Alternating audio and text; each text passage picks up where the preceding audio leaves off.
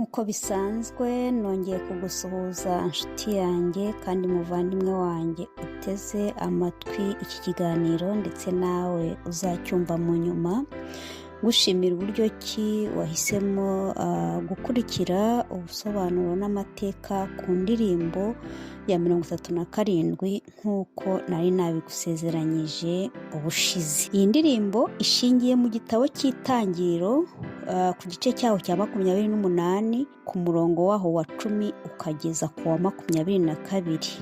Iyi ndirimbo kandi igizwe n'ibitero 5 mu gitabo cy'icyongereza gikoreshwa n'itorero ry'Abadventiste b'umunsi wa karindwi, ikagirwa n'ibitero 4 mu gitabo cy'ikinyarwanda cy'iryo torero. Igitero cya 4 ari nacyo kitagaragara muri iki gitabo, nicyo kigaragaza aho Yakobo yarose abona Imana ndetse bigatuma aho yayiboneye ahashinga ibuye rikaba inkingi akahita Betel, kandi imbere haritwaga Luzi.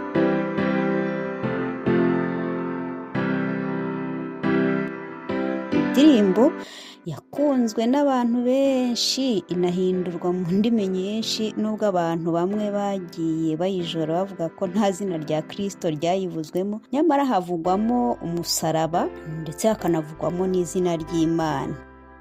Iyi ndirimbo ni indirimbo ya 37 nk'uko nabivuze haruguru, ikaba yitwa ngo Nkuyoboke Mwami nkube bugufi. Amagambo yayo reka nyagusomere uko yanditse kugira ngo twinjire neza mu ndirimbo uyizi neza. Igice cya mbere kiravuga ngo Nkuyoboke Mwami nkuyoboke, naho natendekwa ku musaraba naba nkiririmba, Nkuyoboke Mwami nkube bugufi. Igice cya kabiri kikavuga ngo Nkuyoboke Mwami nkuyoboke, mu makuba yose mpagarikira, ninterwa n'ibyago umpe kwihangana, Nkuyoboke Mwami nkube bugufi. Igice cya gatatu kiravuga ngo Nkuyoboke Mwami nkuyoboke, jya untabara iteka ngume nkwizera, umwanzi nantera ujye undwanirira, Nkuyoboke Mwami nkube bugufi. Hanyuma igitero cya nyuma kikavuga ngo Nkuyoboke Mwami nkuyoboke, wakinguye ijuru nyobora aho uri, mugenzi komera urenda gukira, Nkuyoboke Mwami nkube bugufi. Iyi ndirimbo yanditswe na Sarah Flower Adams, ishyirwa mu majwi n'uwitwa Lowell Mazons.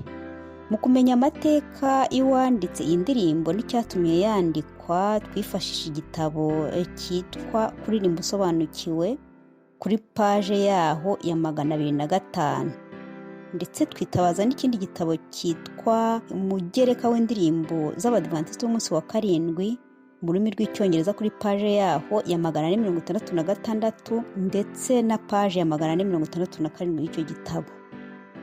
Yitwa Sarah Flower, yavukiye mu Bwongereza ku wa 22 z'ukwezi kwa kabiri mu 1805. Yari umukobwa wakundaga kurangwa no kwandika ibisigo n'indirimbo mu gihe cye, nubwo ubuzima bwe bwakunze kumutambamira.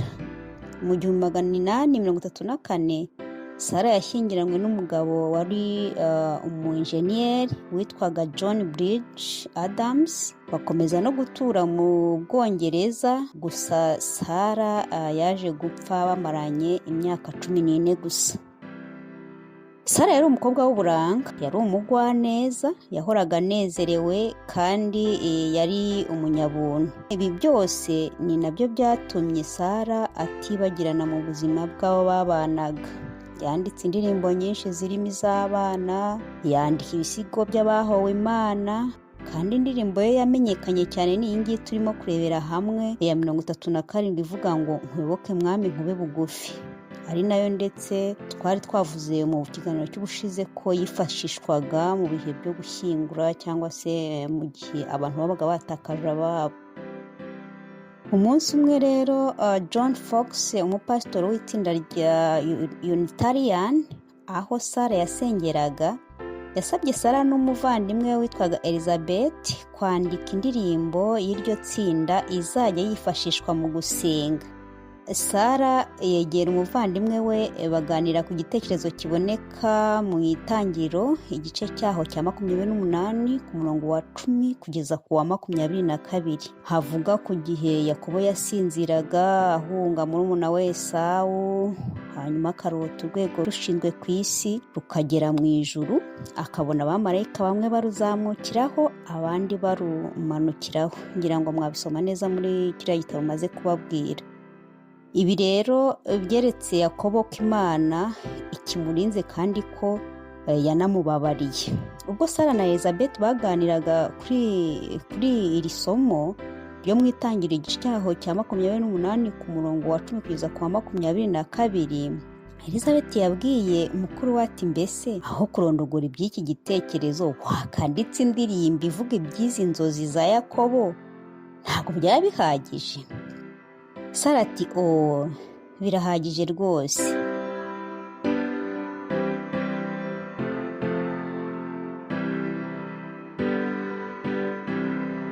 Ngaya amavu n'amavuko y'iyi ndirimbo yacu turi gusobanura 37, indirimbo nziza cyane ivuga ngo Nkuyoboke Mwami nkube bugufi. Ijwi ry'indirimbo ryo dukoresha uno munsi ryahimbwe n'uwitwa Lowell Mason, wabayeho hagati y'umwaka w'1792 n'1872. Ijwi ryayo barihaye izina rya Bethany. Sarah Flower Adams yaguye St Martin i Londres mu Bwongereza ku wa 14 z'ukwezi kwa 8 mu 1848. Yapfuye amaze kwifatanya n'itorero ry'ababatisita aho ngaho mu Bwongereza i Londres nk'uko nari maze kubivuga. Kandi iyi ndirimbo yatangiye kuririmbwa muri Amerika mu 1844. Abantu bari bazi Sara ntibigeze bamwibagirwa, kandi indirimbo ye yakoreshejwe n'abantu b'ingeri zose, barimo abategetsi b'ibihugu, barimo abantu bari mu kaga, abahowe Imana n'abandi. Amateka agaragaza ingero nyinshi z'uburyo indirimbo yakunzwe kandi ikifashishwa n'ingeri nyinshi nk'uko nari maze kubivuga. Reka mbahe ingero nkeya aho iyi ndirimbo yagiye yifashishwa. Nko mu mwaka w'1871 abagabo 3 b'Abongereza b'abahanga mu by'iyobokamana n'abaprofeseri barimo Hitchcock, barimo Smith ndetse na Park, ubwo bari bagiye gusura Palestina, bumvishe abanyeshuri bo muri Siriya baririmba indirimbo maze bakora ku mutima. Abo banyeshuri bayiririmbaga bahagaze bakoze ikimenyetso cy'uruziga munsi y'ibiti mu rurimi rw'icyarabu, kugeza ubwo umwe mu baprofeseri witwaga Hitchcock yumvishe aba banyeshuri baririmba iyi ndirimbo maze araturika ararira.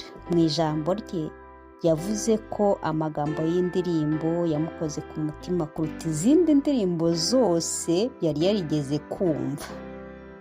Si uwo gusa, hari n'urundi rugero igihe habagaho umwuzure mu mudugudu wa Johnston ku wa 21 z'ukwezi kwa 5 mu 1889. Igare ry'umwotsi ryarohamye mu mazi, maze igice kimwe cy'igare ntibashobora kukivanamo. Muri abo bantu barohamye bagapfa burundu harimo umugore wari ugiye kuba misiyoneri hariya iburasirazuba bwa kure. Uwo mugore wari uhagaze mu mazi, nta muntu wari uhari wo kumurohora cyangwa se kumutabara, ahubwo yateruye isengesho rikomeye, kandi ubwo yari yigitaga mu mazi yarigise aririmba iriya ndirimbo agira ati Nkuyoboke Mwami nkube bugufi. Ubwo abantu bari bateraniye ku nkombe aho babonaga arembera aririmba, nabo bifatanyije nawe baririmbira hamwe iyo ndirimbo bagira bati Nkuyoboke Mwami nkube bugufi. Ku rugero rwacu rwa gatatu nabwo hari n'abandi bagiye gupfa cyangwa kwicwa mu bihe bitandukanye, bagasa nk'abasezera kuri bagenzi babo ndetse n'imiryango yabo baririmba iyo ndirimbo bati Nkuyoboke Mwami nkube bugufi. Amateka akomeza kuvuga ko mu mwaka w'1901 igihe abakristo babaga bashyingura ababo bakundaga kuririmba iyi ndirimbo bagira bati nkuyoboke mwami nkube bugufi. Hari n'ikindi gitekerezo kindi kijya kivugwa cy'igihe ubwato bunini bwitwa Titanic bwarohamaga mu nyanja ya Atlantique mu 1912, abantu bagera mu 504 bose baguye muri ubwo bwato, kandi ngo igihe ubwo bwato bwarohamaga mu mazi, bande y'abaririmbyi b'ubwo bwato yo yakomeje kuririmba no gucuranga iyi ndirimbo kugeza ubwo ubwo bwato burenzweho n'amazi, bakiririmba bati nkuyoboke mwami nkube bugufi. Inshuti yanjye kandi muvandimwe wanjye unteze amatwi, kuyoboka no kuba bugufi bw'Imana ntako bisa, nta kiguzi bisaba, kandi byaba byiza tumuyobotse tugihumeka. Mu rwa mbere rwa Petero igice cyaho cya 2 ku murongo wa 4